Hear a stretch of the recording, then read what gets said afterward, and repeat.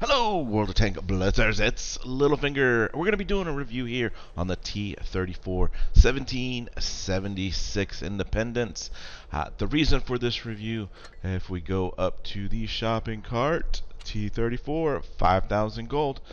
So they've got a lot of really interesting tanks for sale, so I'm going to review this one just in case you're interested in it. Obviously not as good of a deal as the Super Pershing, which also has a month of premium, 500,000 credit, and all of the equipment slots unlocked. This is just for the tank, and obviously the camo there is part of the tank. It is exactly the same as the T34. If you have the T34, all you're missing out is this 1776. Real quick, some house cleaning before we get into this tank. So I've got some giveaways coming up. I feel confident that Wargaming is going to come through on their promise to give me the T23E3. 4 weeks of premium time, which is separated by a week each. And thanks to a patron, he's going to be offering 3,250 gold. If you are interested in becoming a patron and help me support with just a small monthly fee, you get access to our priority chat, get onto Discord with us, and the whole world can hear you on YouTube as we do some streaming weekly. So check that out. But going to be coming up with ideas on how to give these away. We'll probably be doing some competitions of sorts. So stick with some upcoming videos to get the details. Alright, so T34. This is very fitting for me as I've just done a full tank, well, not full tank, a full review of the American line of tanks. And this one obviously fits right into it. You've got mediocre hull armor, but exceptionally good turret armor. You've got 10 degrees of gun depression. The sides are super big, hard to miss, and the back is just an HE magnet. So let's just quickly look into my setup consumables. We've got repair kit, multi-purpose, adrenaline, provisions, running can of cola, improved fuel, and case of cola. Again, on this tank, I am skipping over protective kit. Don't find that we get too much crew injury as long as we are running defense system here. Ammunition, 17, 11, and 6. Probably don't need this much APCR. But what I do want to point out, when you get new tanks right now, guys, and there's like no APCR or premium ammo, it is set to gold. So a lot of people are scrolling this up and hitting apply and spending gold. Make sure that this says credits here. You don't want to be spending gold on premium ammo. Alright, gun rammer. The pen on this is actually one of the highest of the tier 8 premium, so I found that we're okay, and I've got obviously lots of money in my account, so I'm not worried about switching over and spending a little bit of extra for premium rounds. As I mentioned before, we are running the defense system because we are not putting that as part of the provisions. Improved optics gets us a 7% more view range. The one downside is the dispersion to this tank, so we're doing everything we can to increase aim time and dispersion here. So enhanced armor, engine accelerator, refined gun, enhanced tracks, and consumable delivery system. And just so you guys know, I've got a series of videos that I'm planning on putting together that is going to go into detail as to why I choose these the way I do, break them down. So it'll be 9 videos, one on each of these 9 areas here. Alright guys, first game here on Port Bay, and as I mentioned early on here, strength of this tank is gun depression and the front of the turret. So we're looking for hills, we're looking for hull down, and the right side going into the building's flat area is not suitable for this tank. You can't side scrape in it. It's just not built for that. So obviously to the left we go here, and we'll see what happens.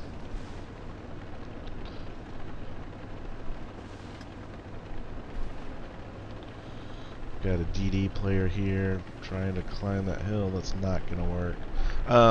So yeah, so you see the M4's calling for help. He's gone off to the left. which is a great spot for him. Dracula needs to be over there as well, and they need to work together. And we are a little bit slow, as I mentioned. Our top speed is 35 kilometers per hour. This is obviously a heavy tank. And so their Tiger 1 is the first one we see. So there's their Panther. So I've taken a very aggressive position here. And look at that. Our Dracula is already taken out. You've got to be more careful than that. There's only 2 tanks spotted. Panther shoots us, but he's going to make the mistake of giving us his rear. So we'll put an HE shot in there and put him on fire. Now, this is a little bit too much of a steep hill here, because these TDs, although they haven't noticed us yet, are sitting far enough back that they can actually shoot the hull of the tank. So what I'm going to try to do is try to stay back a little bit further and just use this ridgeline. That ISU is able to get back, and here's a T34. Look at this, perfect example. We'll just put that straight into that hull. But as you saw from the heat skin on it, it's kind of tough to tell, you know, where the weak spots are. And I'm just trying to be careful. I don't want to trade shots with an SU. Look at these guys, they're all lined up here, ready to shoot me. So I'm not going to do that. And I'm thinking, you know, this game's doing pretty decent already. Put a shot into the ISU, and things are going pretty well. And I'm feeling confident that we've got this game. They're just in a really bad situation. They're all bunched up.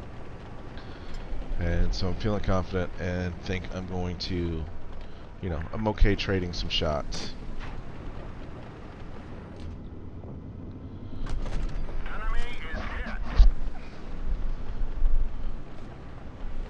So again, I'm okay with that because, you know, I'm thinking these guys are all bunched up. And look at this, I just don't quite have the gun depression.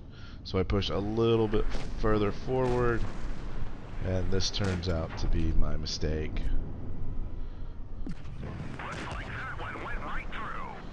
So now they're relocating, they're turning around, and I'm getting shot from all 3 sides, and I'm not getting any help from my team. So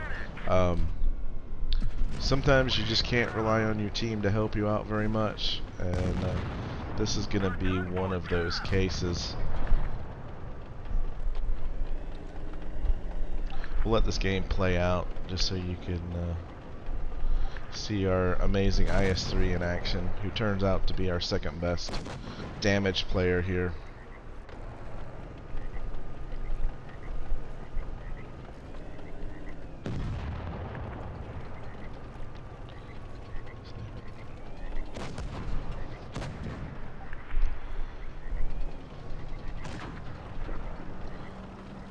And there it is. This game comes to a dramatic ending there. But we do almost 3,000 damage. It's good for almost 60,000 in credits. And as you can see, we had 2 zeros. Dracula got killed early. Not sure how the ISU 152 didn't do something. So yeah, obviously we did our best there. 7 shots. 1 non-penetrating shot.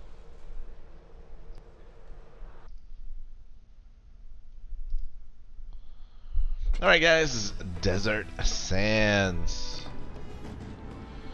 And yes, so as I said there in the first game, you don't really want to be in towns. You want to be on hills.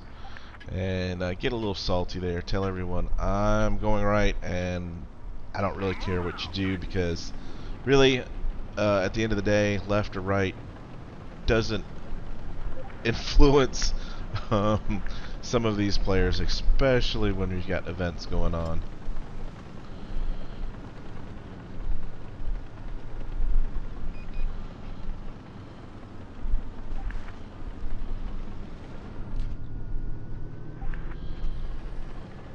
So you get a feel here for the tank driving over slightly hilly terrain. You know, we've got 25 to 30-ish kilometers per hour. It drives like you would expect a heavy to drive.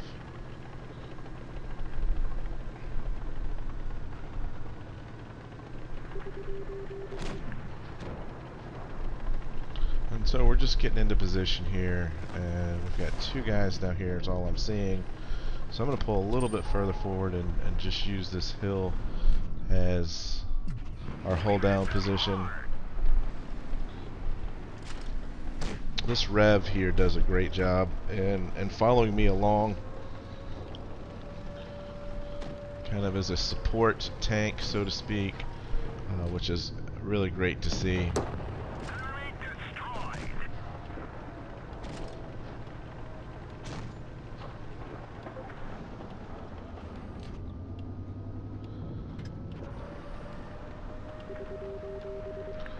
And this is a nice thing about this tank. You know, you can climb up on hills, 10 degrees of gun depression, and look at this. We get the 30 reset cap, pull on back down, and reload. There's that T-49 that said he was going to the bathroom. And just another shot straight onto the 30. And that's a tank with a lot of armor. We're shooting down on it, making it a little bit easier. IS-2 is going to try to crest over the hill. And, you know, why not? We're over here. Let's go ahead and pick on the AFK. Farm some credits. See what happens if we do HE into the front, just so you can get an idea here. There's 600 damage with a nice HE to the front. Let's go for it a second time and see what happens. Shooting on down the front here. 515. Left a little bit on the table there and lose out on the kill.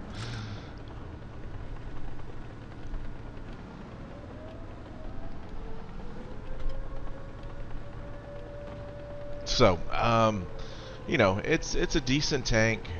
If you like the American playstyle of being hold down, we're just going to wait for the 30. Are you going to come through? Nope. IS.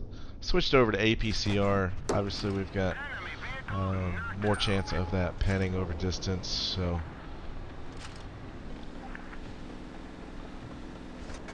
just a rather straightforward game there. You know, you just put it in drive and pick out a target and shoot it. 3,246 in damage, 73,000 credits. The M4A1 Revolver did a good job, like I said. So let me go back to play the next one here on Winter Malinovka.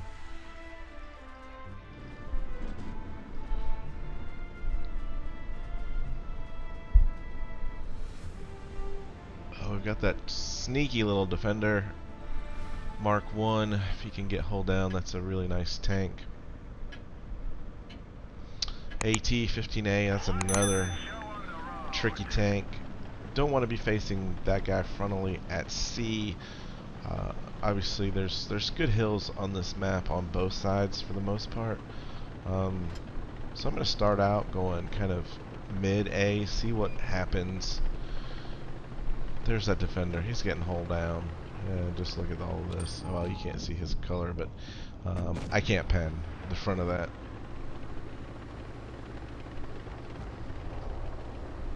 So we're going to push up into the middle here. A little bit of a dangerous position because I can get shot. Just trying to see if that HE works.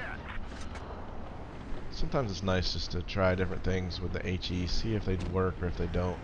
But if any tanks come through the middle there, I look back, you can see I am certainly in danger. So I've pulled around a little bit further.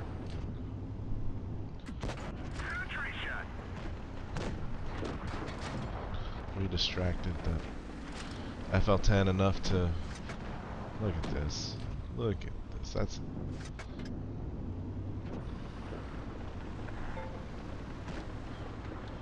so our use here has kind of been left alone, so we're going to push up on him. Keep an eye on that Defender. Again, just trying out the HE. does not work. And then we kind of stuck ourselves under the boat a little bit. I take a second shot from the RU, but T49 comes in and finishes him off.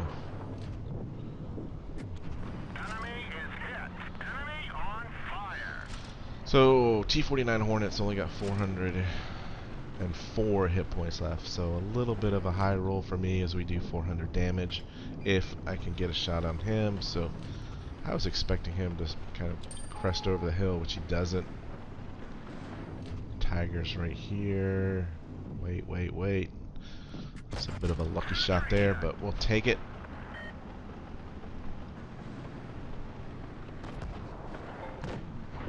Defender to our left, and as you can see, we are down a tank. And I've got this AT-15A, and this is the downside to the AT-15A. If you can't get into battle, really it should just be a tank you ignore until the end of the game.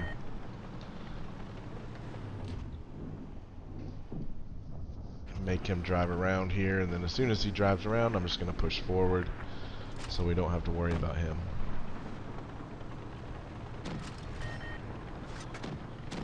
Alright, I'm going to leave it on APCR here, make sure we finish that Tiger, and now we are up a tank. The Hornet's over there. We've got two guys on the AT-15, so should be okay with him.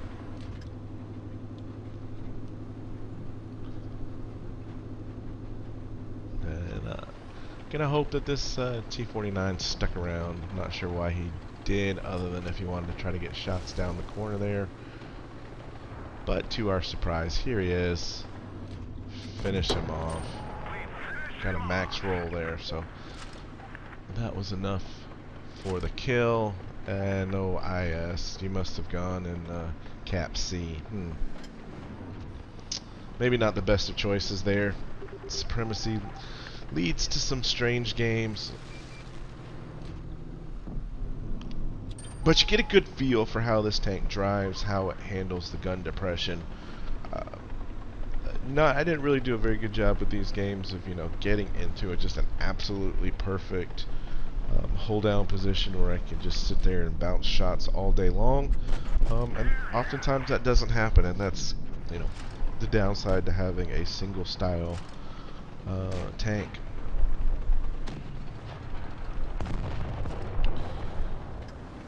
But again, with these games, you get an idea of, having a decent game with some 3,000 damage gets you about 81,000 credits. And I had some bad games where I was slow, caught out of position, did 1,100, 1,200 damage.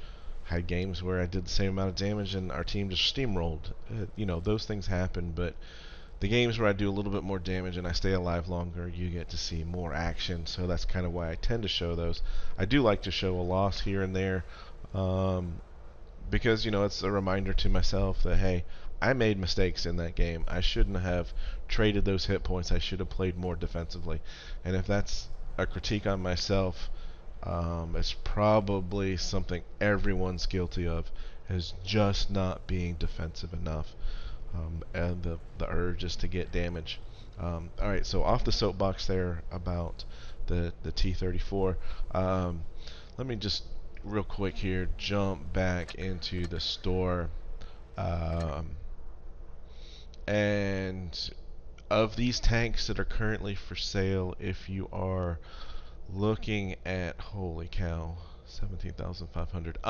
If you are looking for a tank to buy, you've got about 5,000 gold.